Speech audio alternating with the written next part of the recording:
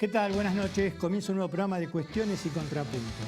En un día donde finalmente en el Senado se aprobó la Ley de Emergencia Alimentaria.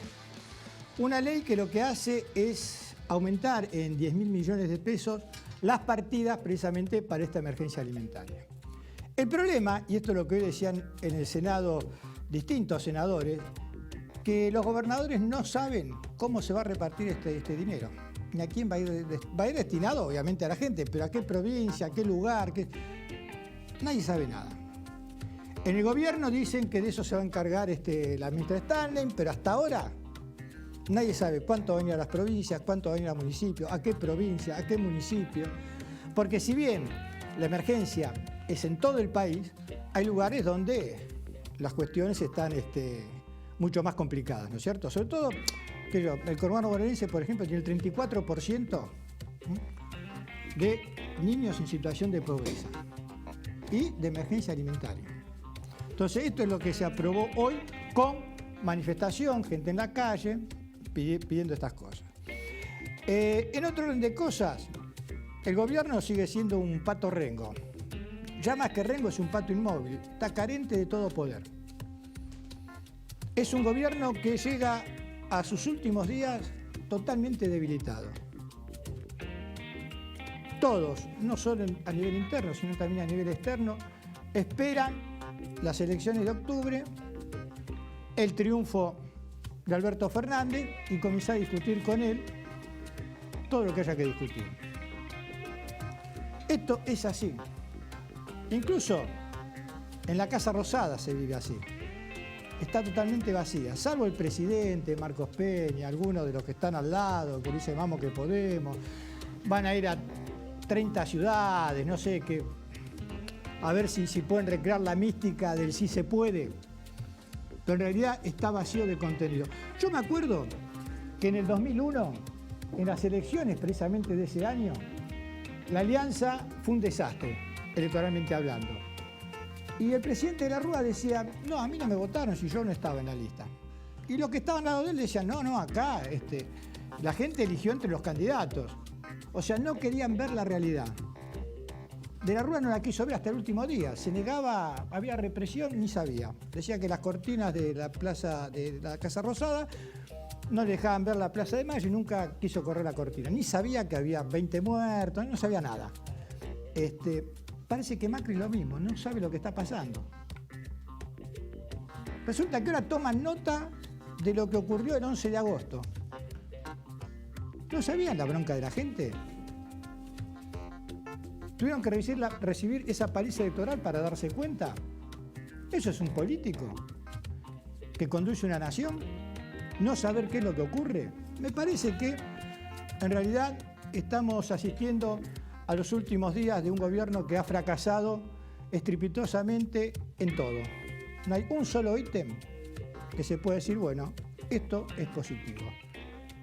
Y en economía, obviamente, mucho menos.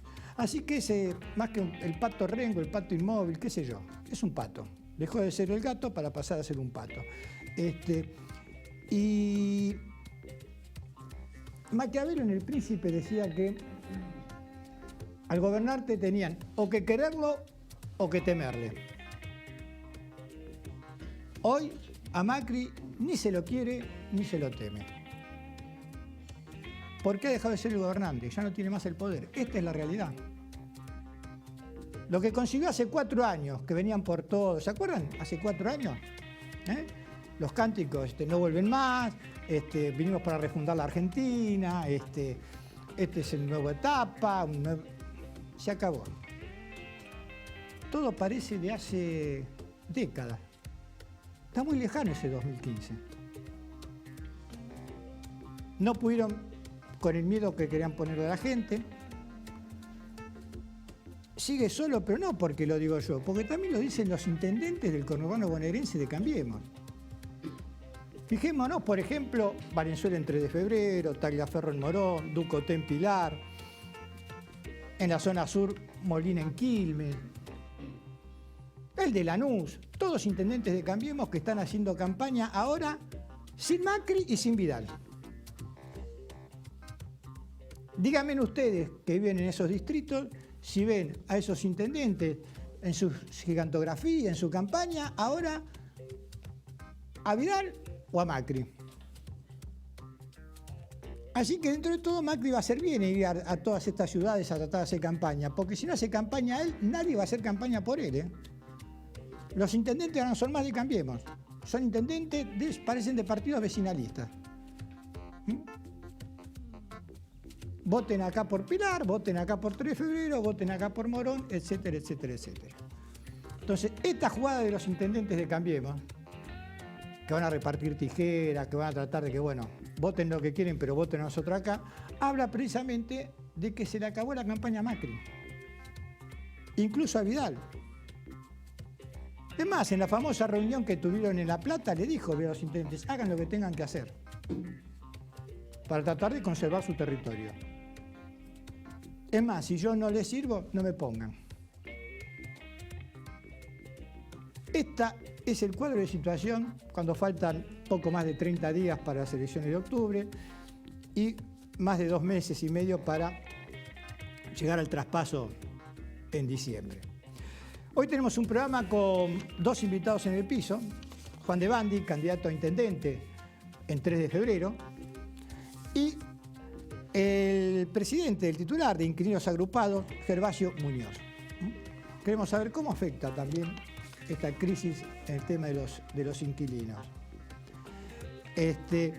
Así que tenemos dos llamados telefónicos. Uno con Sabrina Cartavia para hablar precisamente de los femicidios, otro de los temas del fin de semana.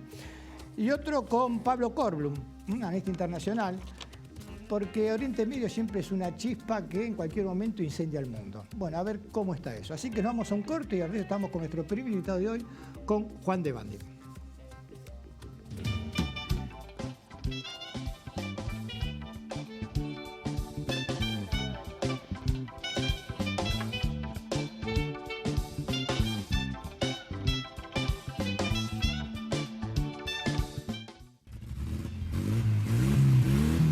Caballito Automotores. Concesionario oficial Honda.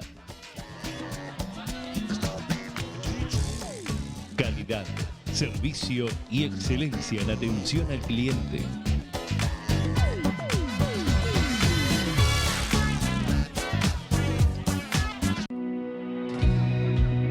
Nivelemos la cancha. Porque sin nosotras el fútbol está incompleto. Para que más mujeres y niñas se sumen al fútbol. Porque el fútbol también nos pertenece.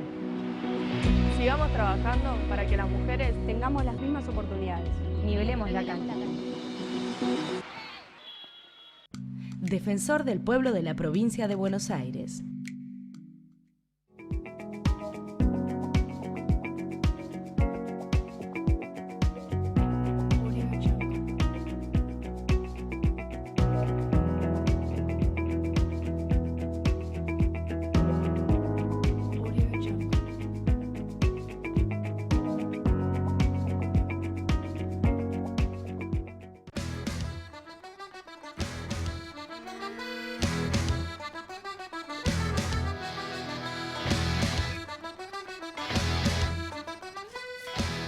Y continuamos aquí en Cuestiones y Contrapuntos, y antes de ir a nuestro primer invitado de hoy, vamos a nuestros teléfonos.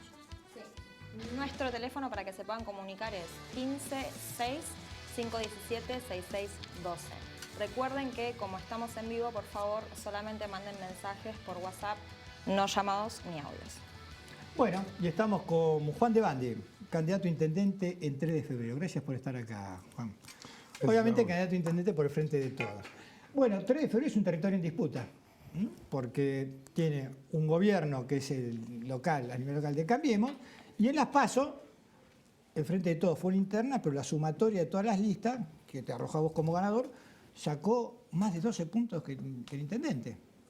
Así es, tal cual, y sacó más de 100.000 votos, que para nosotros ha sido un gran triunfo colectivo de las 5 listas que estamos trabajando juntas desde el 12 de agosto, pensando en que hay una responsabilidad de quienes construimos el Frente de Todos, que ha sido encuadrada por quienes tienen las máximas responsabilidades y que, bueno, hoy ya tiene a Alberto Fernández como candidato a presidente, a Cristina Fernández de Kirchner como vicepresidenta, a Axel Kicillof y a Verónica Magario para la provincia, y que me tiene a mí, en términos individuales, como candidato a intendente, pero que tiene un gran conjunto de personas, vecinos y vecinas de 3 de febrero, súper comprometidos con su distrito, trabajando para, bueno, lograr el objetivo en 3 de febrero la unidad se logró, no porque hay una sola lista, sino porque compitieron 5 listas, vos sos ganadora, y las demás listas, bueno, suman a este proyecto para que el peronismo gane en 3 de febrero. Así es, así lo vemos, lo pensamos y, bueno, lo estamos expresando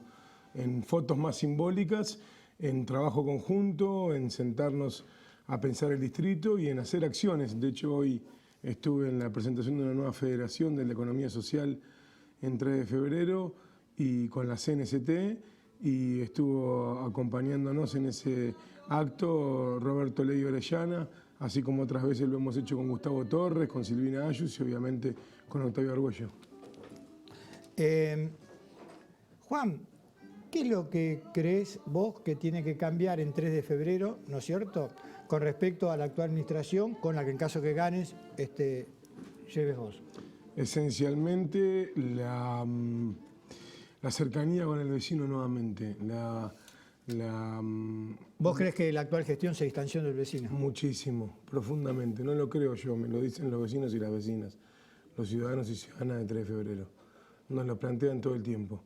Quienes tienen por ahí un recuerdo de otra gestión te plantean que sería importantísimo volver a estar cerca de la gente y que el municipio es un municipio de puertas abiertas, donde se pueda hablar con el intendente, donde se pueda hablar con su equipo de gobierno, y quienes por ahí no tienen tan presentes algunas cuestiones, tal vez los más jóvenes en muchos casos, te plantean que sus demandas, sus planteos, sus necesidades, sus proyectos caen en saco roto, no hay a dónde dirigirse, no hay a dónde acercarse y no hay ningún tipo de contención de parte de la municipalidad, que nosotros entendemos que es el primer mostrador, que tiene que tener mucha empatía, que tiene que tener mucho compromiso, que tiene que poner esa capacidad de estar cerca al servicio de la gente, que es tan importante.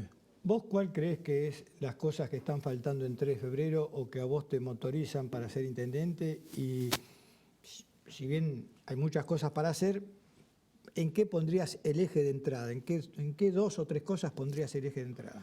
Mira, me parece que asistimos a un distrito del primer cordón del conurbano que tiene casi 400.000 habitantes y que está sufriendo un gobierno que durante los últimos 3 años y medio, a través del ajuste, de los tarifazos, de una política totalmente disociada de la producción nacional, de la industria, de la protección a las pymes, del trabajo genuino, bueno, lo ha puesto en crisis. 3 de febrero necesita fuertemente y urgentemente que tener políticas, obviamente que a nivel nacional y provincial, pero también complementariamente a nivel local, que contribuyan, que fortalezcan, que ayuden al sector productivo. Nuestros vecinos y vecinas necesitan recuperar el trabajo, esa es una demanda que surge permanentemente, pero además nosotros queremos poner foco en una agenda de prioridades que tenga la educación pública, que tenga la salud pública y que tenga al deporte y a la cultura también como ejes centrales. Obviamente pensando en un municipio que cuide a sus vecinos y a sus vecinas. Son todas las cosas que nos plantea permanentemente la gente y que coinciden con nuestro eje de prioridades, claramente. Uno observa en esta etapa que va hasta dentro de 30 días, 31 días cuando haya las elecciones, que la campaña oficialista aparece el intendente y su gestión, pero no Macri, Vidal no, y mucho menos Macri, qué sé yo, no, es como que es una campaña, un partido vecinalista. Sí, nosotros observamos lo mismo. Antes de las PASO parecía Cambiemos, el PRO, Juntos por el Cambio, bueno. El color amarillo. Le querramos decir que tampoco aparece más. Ahora cambian de color. Sí, sí, claramente. Me hiciste reír. Vidal apareció un poco más. Macri prácticamente era alguien a quien había que encontrar en algún lado. Y bueno, y Valenzuela tratando ya de marcar una cuestión local que no tiene sentido profundo para la construcción del distrito que necesita nuestra gente. El 3 de febrero tiene que estar en sintonía, tiene que trabajar conjuntamente. Claro que sí, hay que tener un proyecto de gestión que involucre a lo nacional y a lo provincial, la gestión nacional, provincial, los recursos que se necesitan para hacer las obras que requiere 3 de febrero, tienen que ir acompañadas de un gobierno nacional y de un gobierno provincial que se ponga al servicio. Y la verdad que, permíteme que te diga una cosa, en algún momento pareciera ser que, como te escuché decir antes, que no solamente Diego Valenzuela, sino varios intendentes en la provincia de Buenos Aires de Cambiemos parecen vecinalistas, pero lo cierto es que nuestro reclamo hacia el gobierno local en 3 de febrero es que fue corresponsable, silencioso en muchos casos y activo de todas las políticas de ajuste que ha tenido el gobierno de Macri y de Vidal. Nunca vimos a este intendente preocupado y públicamente opinar respecto de las tarifas, del aumento indiscriminado de las tarifas, de la situación de los clubes, de la situación de los centros de jubilados, ni hablar como te decía antes, acompañó las políticas provinciales y nacionales.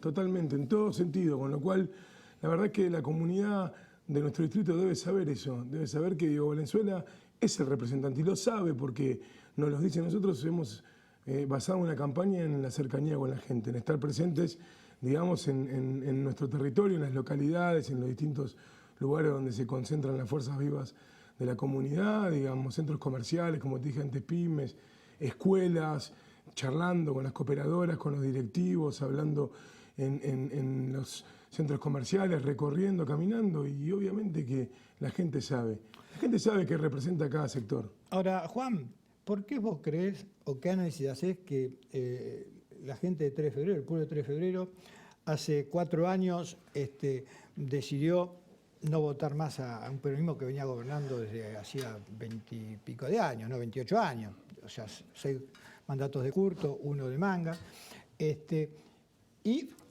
en 4 años, o sea, yo su apoyo a Cambiemos, y en 4 años vuelve otra vez a darle la posibilidad al peronismo de poder volver a estar conduciendo los destinos del distrito 3 de febrero.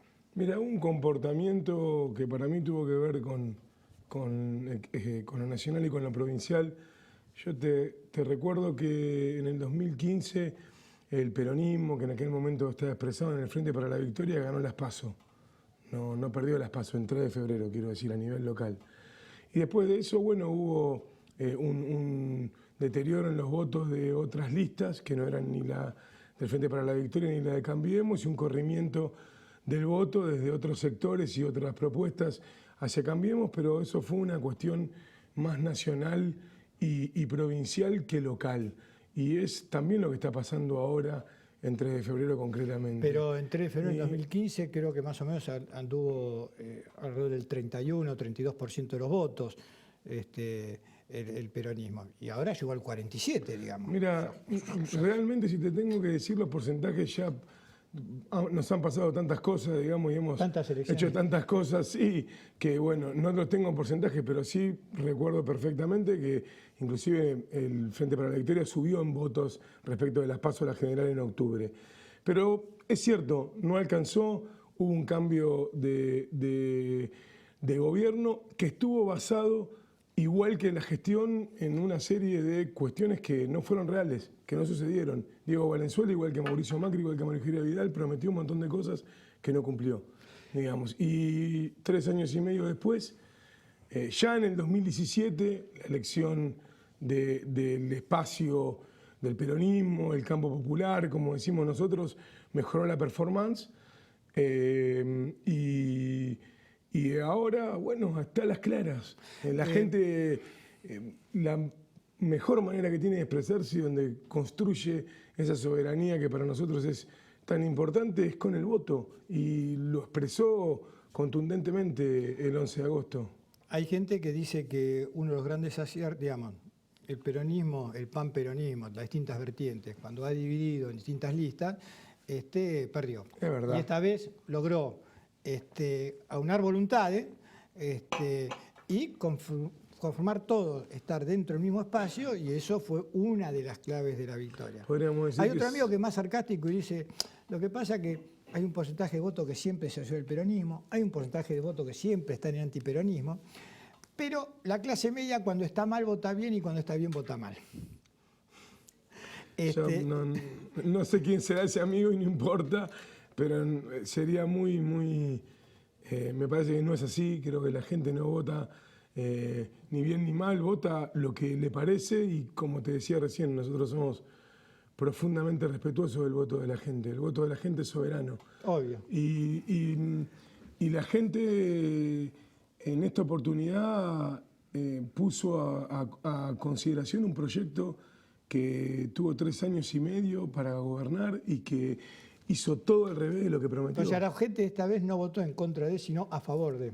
A mí me parece que la gente votó un poco en contra de un proyecto que les dio la espalda absolutamente. Cuando nosotros recorremos... Les complicó la vida. No, pero nos encontramos muchísima gente que nos dice... La gente es muy sincera. Cuando la gente se siente en confianza y se siente cómoda, y más allá de las dificultades que tiene, la gente tiene mucha necesidad de hablar, tiene necesidad de expresarse y de que nosotros escuchemos mucho más de lo que decimos.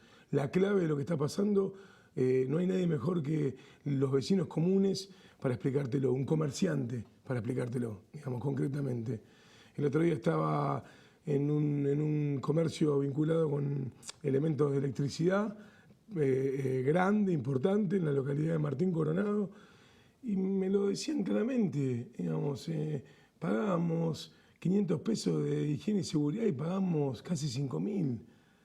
Y nos lo ponían con ejemplos tan específicos como, bueno, el valor de los materiales, la posibilidad de comprar a remito diferido. ¿Cuándo nos pasó? ¿Cuándo sucedió esto? Cuando vas a una fábrica y te cuentan que producían triple turno, ni hablar las grandes, ¿no? Ni hablar Metalpar, Peugeot, Citroën, Sanela, etcétera. Pero las pymes que te dicen producíamos triple turno y hoy a veces hasta liberamos los viernes. Sí, como dice Fernández, se apagó el país y esto se ve en los centros comerciales, también los locales cerrados. Totalmente. ¿Tenemos algún llamado, algún televidente? Sí, tenemos varios A ver. mensajes. No voy a poder leerlos todos, la mayoría son de esperanza, de agradecimiento. Por lo menos los nombres, así. Son 20, son un montón, así que me parece mejor no nombrar a ninguno para no tener que nombrar a todos. Pero sí hay una pregunta que dice, Alberto Díaz de 3 de febrero pregunta por el tema de la seguridad. ¿Qué pensás hacer con eso? Ponernos al frente. Me acuerdo cuando el otro día volví a mirar un video que se viralizó en las redes donde el intendente actual le decía a un vecino que le iba a pasar el teléfono al Ministerio de Seguridad, porque la seguridad es una responsabilidad de la provincia de Buenos Aires. Qué fácil sería solucionar las cosas si uno pudiera deslindar responsabilidades así, siendo intendente, como te decía más temprano, de un municipio donde viven casi 400.000 habitantes y donde por suerte tenemos albertos que nos preguntan por estas cosas. Lo primero es ponerse al frente y tener autoridad para eso.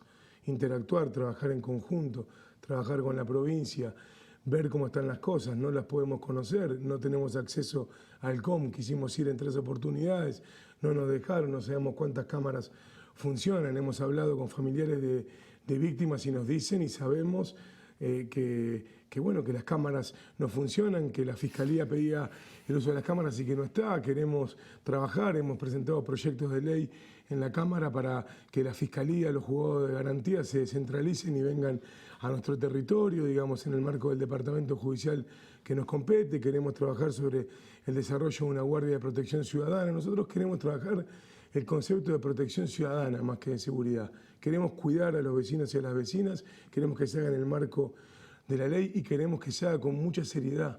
O sea, hay que invertir recursos en eso y hay que invertir recursos en la capacitación del personal, en un trabajo conjunto, en herramientas para que eso funcione. Hay que hacerlo con los vecinos, hay que volver a la idea de los consejos vecinales, de las comisiones vecinales, de trabajar con otra mirada complementaria a la que nos puedan dar las fuerzas de seguridad. Tiene que haber funcionarios municipales que trabajen en conjunto y con mucha responsabilidad con las fuerzas de seguridad, y hay que hacerlo pensando en que debería tratar de pasarnos lo menos posible.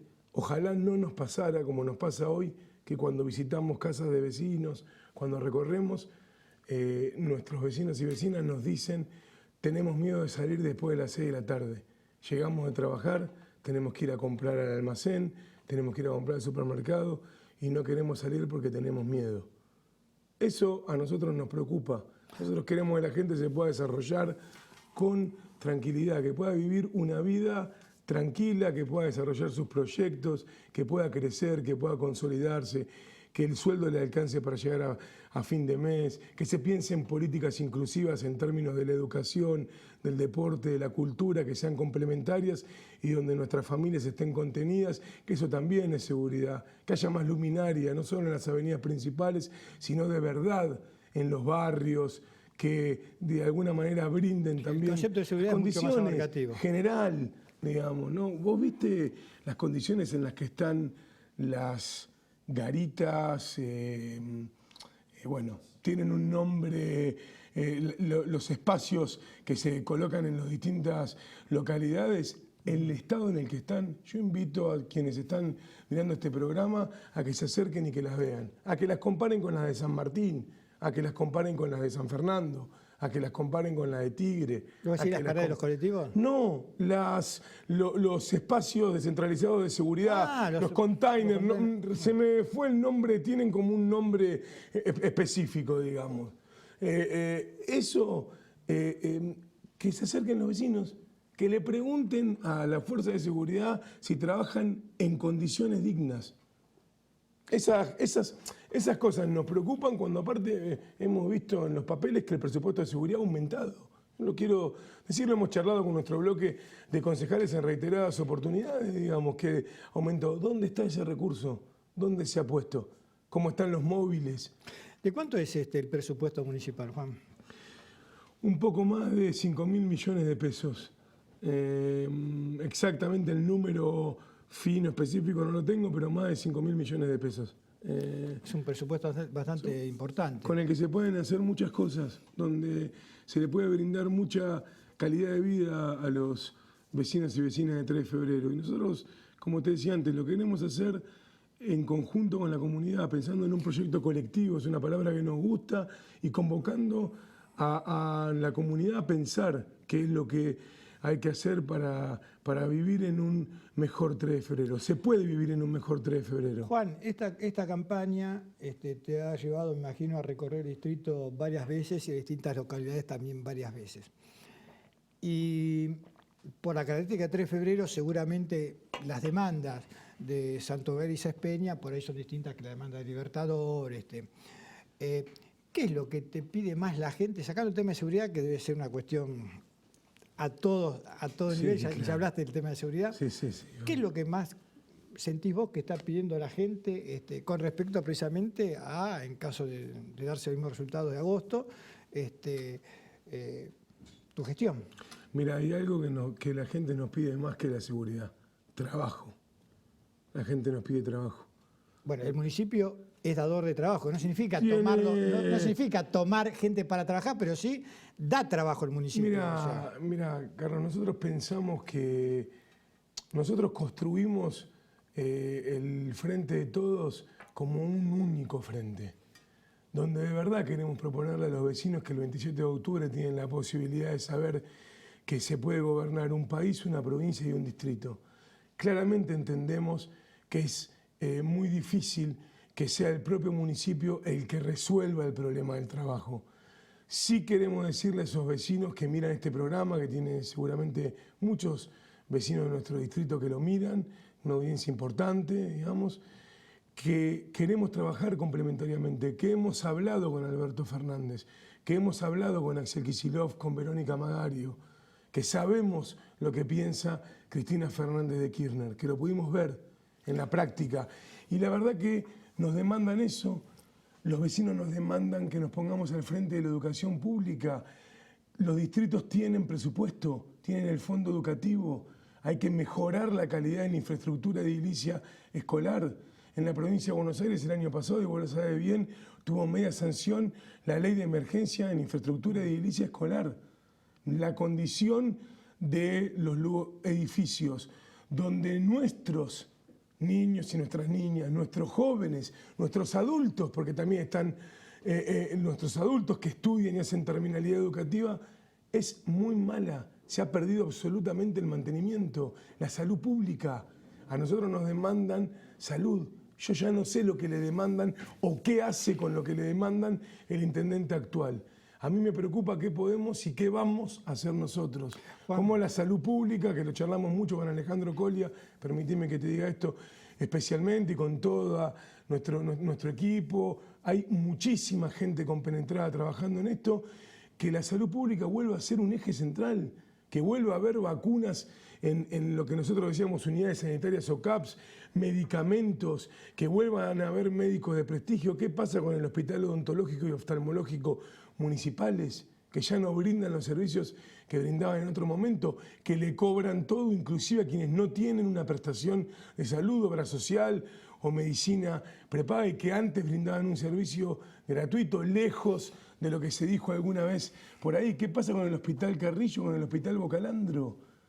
Que hay que hablar, claro que hay que hablar, seguramente con el gobernador, llegado el caso, con los equipos de salud, para decirle: nosotros necesitamos el Hospital Carrillo y el Hospital Bocalandro funcionando bien. Ese es un trabajo complementario, claro, como decís, sí, con Nación y con provincia. Totalmente. Pero hay una cosa que vos decías del tema del trabajo, y yo te decía que la municipalidad es dadora de trabajo. ¿En qué sentido es dadora de trabajo? 3 de febrero tiene innumerables pymes. Y el municipio necesita comprar cosas, hacer cosas, sí, digamos. Por supuesto. Hay una idea de que tratar en la medida de lo posible que todas esas compras municipales sean dentro de 3 de febrero, a pymes de 3 de febrero. Es excelente, digamos, lo que decís. Para tratar de generar ese trabajo de la que la municipalidad naturalmente es dadora de trabajo. Nosotros lo veníamos pensando, lo veníamos estructurando como idea fuerza, proyectos para la gestión, y los que te lo terminan planteando con mucha más fuerza son los propios empresarios pymes, que ellos saben, y que en este tiempo muchos no han tenido la posibilidad de trabajar en conjunto con la municipalidad. Pero además, en términos de eso, la municipalidad tiene que tener una política de trabajo articulado con las pymes. 3 de febrero tiene una potencia pyme impresionante. Hemos recorrido en lo que va de estos tiempos más de 70 pymes. En la gran mayoría, por no decir en la totalidad, hemos consultado cuál es el vínculo con el municipio, cuál es la articulación, no cuál es el vínculo en términos de que te inspeccionen, te sancionen y te clausuren. ¿Cuál es el vínculo de articulación para el crecimiento? ¿Cuál es el trabajo conjunto para llevar adelante una política de valor agregado hacia las pymes? Bueno, perfecto. La verdad que el planteo que recibimos nosotros es que es nulo, que no existe, que no sucede. Ahí queremos trabajar nosotros, en una verdadera ventanilla pyme.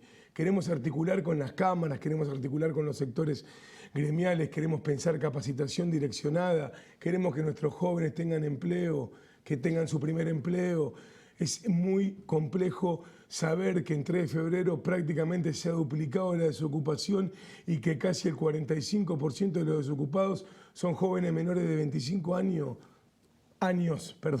que no tienen respaldo del Estado local, que es el que tiene que estar ahí al lado, el que tiene que generar, el que tiene que acercar, que seguramente con Alberto Fernández y con Axel Kicillof van a volver un montón de propuestas políticas, programas, financiamiento, porque esto tiene que reacomodar de nuevo, articular con la facultad, exactamente, con la UNTREF, tal cual. Bueno, ahí queremos estar nosotros. Nos reclaman eso, nos dicen: necesitamos asesoramiento, pongan un equipo técnico, ayúdennos, vamos a ver cómo trabajamos con el Banco Provincia, con el Banco Nación, cómo nuevamente el Ministerio de Producción, de cualquiera de los ámbitos que va a empezar a tener una línea específica. ¿Cómo se va a prender la luz?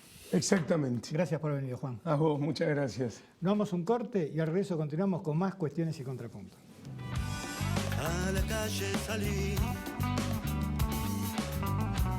y me caí al ver el sol.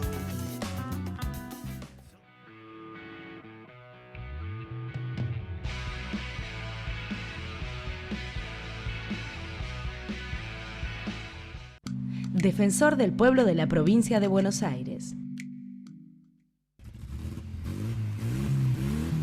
Caballito Automotores. Concesionario oficial Honda. Calidad, servicio y excelencia en atención al cliente.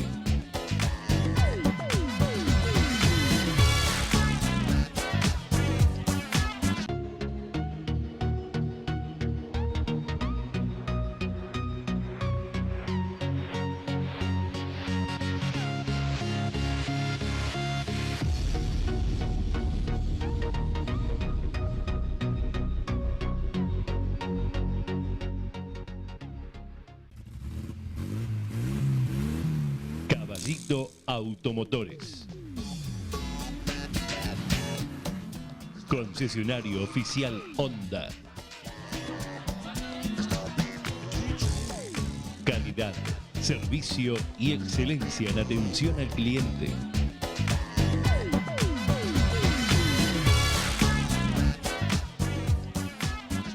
Defensor del pueblo de la provincia de Buenos Aires.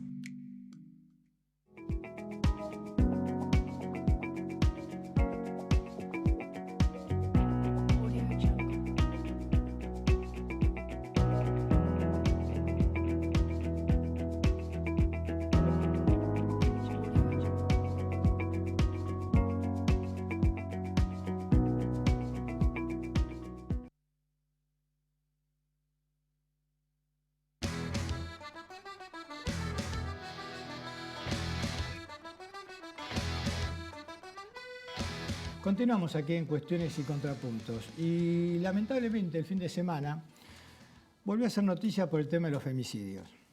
Laura Cielo López era una joven de 18 años de la localidad neuquina de Plotier y su cuerpo apareció descuartizado en el río Limay. Nabila Serena Garay, una adolescente de 15 años de Chascomús, su cuerpo apareció enterrado en una quinta, después de estar 5 días desaparecida. María Cecilia Burgat, de 42 años, enfermera de Santa Fe. Su expareja la mató y su cuerpo apareció golpeado y maniatado en la vivienda de su expareja. Y Vanessa Evangelina Caro, de 38 años, de acá del conurbano bonaerense, de Ingeniero Buje, de Loma de Zamora. Ella fue quemada en marzo por su expareja, delante de sus hijos, y bueno, murió a consecuencia de esas secuelas que dejaron esas quemaduras, también el fin de semana. Estamos en el teléfono con Sabrina Cartavia, abogada feminista, para hablar precisamente de estos temas. Hola, ¿cómo te va, hija? Hola, ¿qué tal? Bueno, esto es una plaga, es una casualidad. ¿Cómo estás viendo que se haya dado, por ejemplo, 4 casos en el fin de semana y que, a pesar del avance que han tenido las mujeres en los últimos tiempos en cuanto al reclamo de sus derechos, se siga habiendo tanto femicidio en nuestro país? Bueno, yo creo que esto es una realidad. Digamos, la violencia machista es una realidad que es innegable. Y frente a esa realidad, yo creo que la sociedad y en especial las mujeres se han puesto a liderar un reclamo que ha sido muy extendido, que tiene, digamos, mucho apoyo popular, pero sin embargo vemos que de los primeros pedidos que se realizaron en el año 2015 con la primera edición de Ni Una Menos, ninguno de ellos fue aplicado, ¿sí? Implementado en políticas públicas que se le exigieron al Estado. O sea, si no estamos llevando adelante las políticas públicas para que esto efectivamente cambie, con la mera visibilización de la violencia machista y el reclamo social no alcanza. O sea, necesitamos políticas públicas y esas políticas públicas están ausentes. Entonces no estamos trabajando en la prevención de la violencia machista y los resultados están a la vista. Y la crisis también trae más asesinatos, digamos, femicidios. Bueno, la crisis genera violencia social, tenemos que entender eso. Y también tenemos que entender que cuando nosotros reclamamos políticas públicas de prevención, principalmente también estamos pidiendo autonomía económica, porque nadie puede salir de violencia de género si depende económicamente. Entonces, en un contexto donde no hay posibilidades de generar esa autonomía económica, porque no hay posibilidades de acceso al empleo, porque no hay políticas públicas tampoco por parte del Estado para que las mujeres puedan tener acceso a capacitación y a poder generar, digamos, trabajo de calidad, o también, digamos, a poner en valor las tareas de cuidado, que es algo fundamental. Digamos, si hay en este momento desde el feminismo se están pensando, digamos, planes en ese sentido, ¿no? Para propuestas de política pública que además estén ligadas con la profundización de la crisis. O sea, nosotras desde el feminismo entendemos que tenemos un aporte para hacer en ese sentido, que queremos pensar junto con el Estado las políticas de cuidado, queremos darle un valor a las políticas de cuidado Y eso es fundamental, ¿no? Digamos, poder darle jerarquía a un trabajo que están realizando las mujeres y que en este momento está siendo invisibilizado y no pagado. Pero sí, sin ninguna duda, la crisis influye, o sea, influye en que las personas no puedan o no tengan las facilidades o no se den las condiciones para que puedan cortar vínculos que pueden llegar a ser violentos. Vos estás hablando de un Estado que creo que gasta 11 pesos por año por mujer para en cuestión de género, ¿no? Sí, tal cual, menos de un boleto de colectivo. Y está, digamos, ahora para el próximo presupuesto la cifra subió a 20 pesos. O sea, seguimos teniendo menos que un boleto de colectivo para dedicarlo a esos temas. Entonces, si no estamos poniendo la política pública y los recursos, difícilmente la realidad vaya a cambiar. ¿Y vos creés que en caso, como están dadas las cosas, ¿no? De repetirse la elección de agosto, el próximo gobierno va a tener una mirada distinta que en relación precisamente a las cuestiones de género? Bueno, en ese sentido hay un plan bastante interesante que están desarrollando las compañeras que son feministas y están dentro del espacio del Frente de Todos para poder abordar esa problemática en forma integral, ¿sí? Desde la prevención, atendiendo a todos los factores, digamos, que hay que tener en cuenta para prevenir. Yo te decía, o sea, no es solamente una cuestión que pase por los femicidios, sino que cuando llegamos al femicidio, ese es el final de una cadena de violencias. O sea, las violencias empezaron mucho antes. Claro, nadie va de 0 a 100 en 5 segundos. Tal cual, o sea, las violencias empezaron mucho antes. Entonces, ¿qué pasó? Que fallamos como Estado en prevenir, primero, que se desarrollen esas violencias y una vez que esas violencias están en marcha, en prevenirlas. Y en ese sentido tenemos que recordar que lamentablemente sigue siendo algo muy habitual que las mujeres denuncien, tal como la política pública actualmente anuncia. O sea, en este momento la principal política pública es un call center, que es el 144, y una política que activamente le dice a las mujeres que hagan denuncias. Las mujeres denuncian y lamentablemente, digamos, esas denuncias no sirven para frenar las violencias, y las violencias siguen aumentando. Bueno, Sabrina, por último, porque no puedo despedirte sin preguntarte cómo está el caso de Thelma Fardín. Bueno, el caso ya se produjo toda la prueba que había para producirse, que pidió la Fiscalía Especializada en Nicaragua, se produjo acá en la Argentina, se envió a Nicaragua y actualmente la prueba está en poder de la Fiscalía. Creo que siguen produciendo algunas medidas de prueba también allá, ligadas a inspecciones oculares que tienen que hacer del lugar de los hechos. Y estamos esperando que cuando termine de recabar la prueba tome una resolución de si deciden, profundizar y continuar con la persecución penal. ¿Crees que esa resolución se va a tomar en breve tiempo o que faltan todavía meses para que se tome esa resolución? No, bueno, eso no lo puedo saber porque no cuento con mayor información. La Fiscalía está actuando en forma completamente hermética, por lo tanto no puedo responderte esa pregunta. Bueno, gracias por el llamado. No hay de qué. Hasta luego, Buenas noches. Adiós. Bueno, estuvimos con Sabrina Cartavia, abogada feminista, que nos está hablando precisamente de estos casos, estos 4 casos y todos los casos y la problemática que hay en nuestro país con respecto al feminismo y la política de género en general. Y estamos con nuestro segundo invitado de hoy, acá en el piso, con Gervasio Muñoz, titular de Inquilinos Agrupados. Gracias por estar acá, Gervasio. La primera pregunta, digamos, ¿la crisis también afecta a los inquilinos? Sí, por supuesto. Afecta a la crisis económica, afecta obviamente a los sectores más pobres que no tienen vivienda, que alquilan hoteles, pensiones, que alquilan en villa también. Afecta a los sectores medios que alquilan, que es una porción muy grande del país y de las ciudades sobre todo. En la ciudad de Buenos Aires el 40% alquila, en provincia de Buenos Aires tenés un promedio de 25, 26%, pero obviamente que en los grandes centros urbanos aumenta llegando a casi 30%.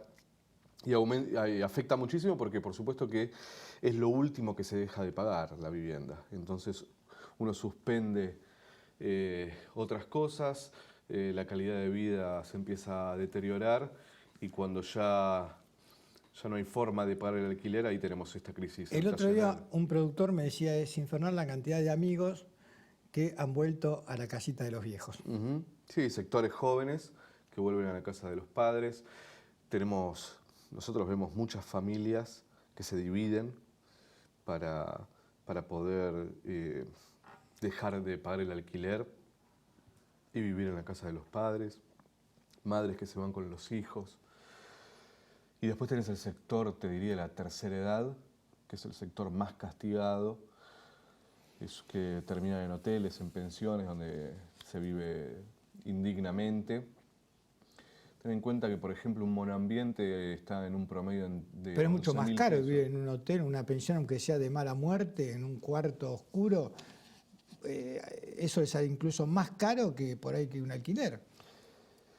En realidad tenés habitaciones con baño compartido de 7.000 pesos en la ciudad de Buenos Aires, por ejemplo, y un monoambiente en la ciudad está a 11.000.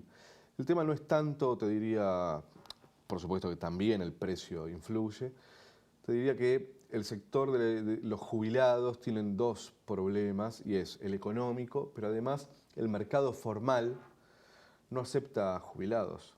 Ah, mira vos. ¿Por qué? No acepta jubilados, no acepta madre con hijos. ¿Por qué no acepta jubilados? ¿O por qué no acepta madre con hijos? Porque el mercado construyó una idea de que a una madre soltera con hijos, si no paga el alquiler, no la pueden desalojar, cosa que es completamente falsa. En la ciudad de Buenos Aires se desaloja absolutamente todo.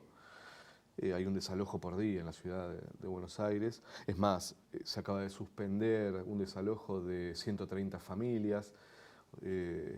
Casa Santa Cruz, que se suspendió hasta que pase la situación electoral. Pero... ¿Y a la mujer embarazada también se la puede desalojar? Se puede desalojar a cualquiera. Digo, la justicia y el mercado y un sector muy grande de la clase política tienen como religión la propiedad privada. Y primero está la propiedad privada y después están los derechos. ¿Y cómo se hace en un país donde cuesta tanto llegar a acceder, más a los jóvenes, a esa propiedad privada, a esa vivienda? Primero entender por qué cuesta acceder en calidad de propietario. Y cuesta acceder porque desde la última dictadura se desreguló el precio de los alquileres, se dolarizó la vivienda. Entonces, a partir del 77, con el plan de las 20 medidas económicas de Martínez de Hoz, la vivienda dejó de ser un derecho y empezó a ser un negocio. Esas dos medidas nunca se pudieron revertir en Argentina. La vivienda sigue dolarizada y no hay regulación del precio del alquiler. Por lo tanto, no hay posibilidad de acceder a la casa propia. ¿Es negocio comprar una propiedad para alquilarla? Es un negocio enorme, sí. No digo las que recibís o las que tenés, sino comprarla, invertir, comprando para alquilar. Y sí, mira... ¿En cuánto se amortiza? Y mira, es que, mira, tiene una rentabilidad anual del 10% en dólares. No hay ninguna otra inversión que sea ¿Tanto? así. Sí. A ver, una propiedad, no sé, en capital de $100.000 no es una propiedad cara. ¿No? Es un dos ambientes chico. Dos ambientes chicos. $100.000 son 6 millones de pesos. Son 6 millones de pesos hoy. Si vos me decís que es el 10%, tenés que cobrar 60.000, más o menos 50.000 pesos por mes. No, el 10% está compuesto de dos cosas. Un 2% de rentabilidad por el alquiler. Ajá. Y entre un 7 y un 8 revalorización. Ah, anual. Porque esto... Las dos cosas en dólares. Esto al año te va a valer, ni siquiera al año. 100.000, 107.000... pero eso es en dólares. Porque una cosa es, si yo tengo esto... no en pesos. Pasarla a pesos, decir. Claro, no, en dólares. O sea, que esto que lo compro a 100.000, el año que viene va a valer 107.000 Exactamente, dólares. exactamente. Nunca dejó de subir el valor de la vivienda en dólares en Argentina desde el 77 hasta hoy. Pero cada vez va a ser más imposible, entonces. Sí. Y bueno, mirá, 2001 tenías 20% de inquilinos en la ciudad de Buenos Aires, 2019 tenés casi 40% de inquilinos en la ciudad de Buenos Aires y 7% de locadores. O sea, de una porción de la ciudad de Buenos Aires, la mitad no vive en su casa, sino que vive de prestado. Después tenés un sector, te diría también casi la mitad de la ciudad de Buenos Aires, que vive en su casa. Y después tenés un 7% de la población que vive de renta, que alquila las viviendas. Bueno, acá nos van a matar a todos, pero por lo que vos estás diciendo, de la única manera que se puede revertir esto, que vuelva a ser factible el adquirir una vivienda propia, es regularizando los alquileres. Totalmente. Sí. Y eso va en contra de todo lo que dicen, digamos, el mercado, la posición dominante, sí. Totalmente, totalmente. Se construyó un mito, y es que es textual, así lo dice el mercado y así lo dice un sector grande de la justicia y de la clase política, y es... Si se regula, no alquilo. Exacto. Siempre que el Estado intervino en los alquileres, fue peor para los inquilinos. La historia demuestra que siempre que el Estado intervino en el mercado inmobiliario, fue cuando más propietarios se crearon. Y porque yo el bien que tengo, si no lo alquilo, lo vendo, algo le toque, digamos, o lo vendo o lo alquilo, si no... Sí, pero no solo eso, sino que además,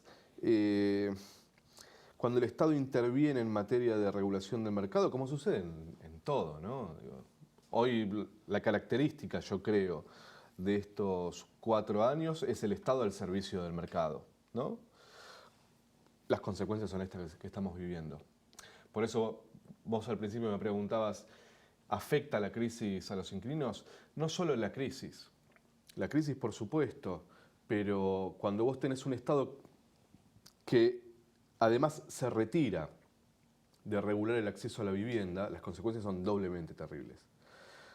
Para ponerte un ejemplo muy sencillo y te diría leve, nosotros para buscar una vivienda, un lugar donde dormir, al único lugar donde tenemos que entrar es una inmobiliaria.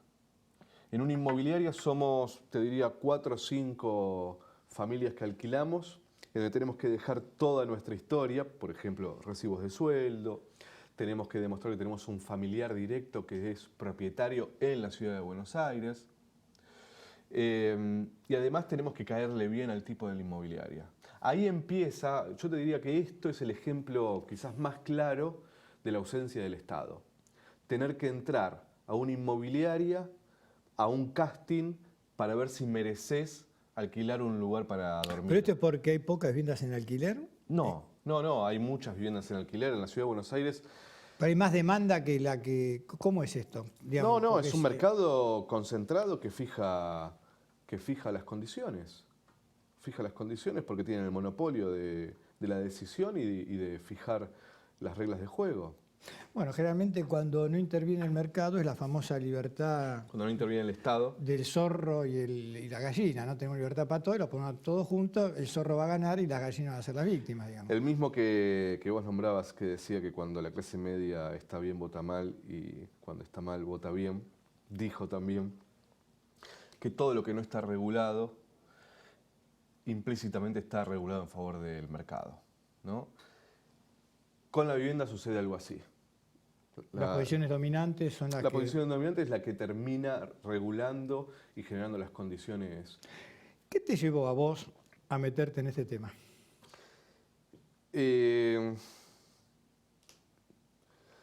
Mirá, yo militaba más edificios tomados en Ciudad de Buenos Aires. En ese momento, te diría finales de los 90, 2000.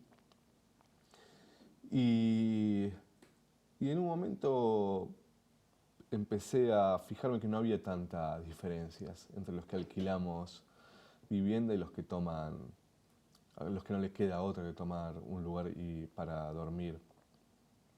Que en realidad somos consecuencia de los mismos sectores y que me parecía también que en la Ciudad de Buenos Aires, hasta que no se discuta el rol del mercado inmobiliario, va a ser difícil generar una ciudad un poco más justa. Te diría, en un país donde el 93% de la población vive en ciudades, yo creo que uno de los grandes temas es la economía de la tierra, o sea, el campo, y otro es la economía urbana. Yo creo que sin regular esas dos economías, esos dos sectores, difícilmente tengamos una sociedad un poco más justa y más igualitaria.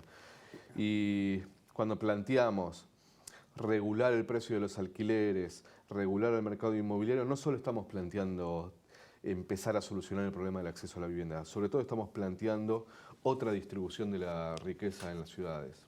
Gervasio, gracias por haber venido. No, por favor, a vos. Y a ustedes también por permitirnos entrar en sus hogares como todas las semanas. Y nos vemos el próximo miércoles a las 22 horas para más cuestiones y contrapuntos. Han sido muy amables. Sí, aparte...